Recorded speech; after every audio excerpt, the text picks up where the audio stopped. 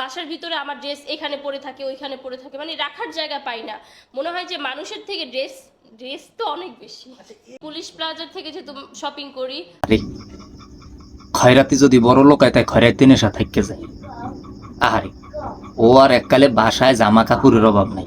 এ তোর জামা কাপড় আছে, তুই হলে এই পোশাক পরে কিনলে গিয়া পাবলিকের সামনে হয়। এ তোর যদি জামা কাপড় থাকে, তোর তো জামা কাপড় থাকলে তোর এই পোশাক পরে পাবলিকের সামনে হওয়ার কথা না। হলে তো তোর ভালো পোশাক পরে তুই পাবলিকের সামনে আতি। তোর জামা কাপড় নাই দিক কিন্তু তুই এই টোহাই ঠেই এইসব জামা কাপড় পরলেও ভালো পোশাক পরে রাখতে পারো না, কেমনে আবি? কারণ তোর তো পোশাক আশাক নাই। তুই তো এই সামনে বাকোয়াস মারো যে তোর পোশাক আশাকের অভাব নাই। তোর পোশাক আশাকের যদি অভাব থাকে তাহলে তুই ভালো পোশাক পরে রাতি না? তোর নান হলে এরকম কি অর্ধা পোশাক পরে রাতি? আবার আবিও বা কেমনে? তুই তো দ্বিতীয় সানি লিওন বাংলাদেশের। কারণ তোর তো সানি লিওন তকমা লাগিয়ে গেছে। কারণ সানি লিওনের তো তুই মনে করো যে ওভার করছো, সানি লিওনের তুই ওভার করছো, তুই তো দ্বিতীয় সানি লিওন। মাল খা মানুষ।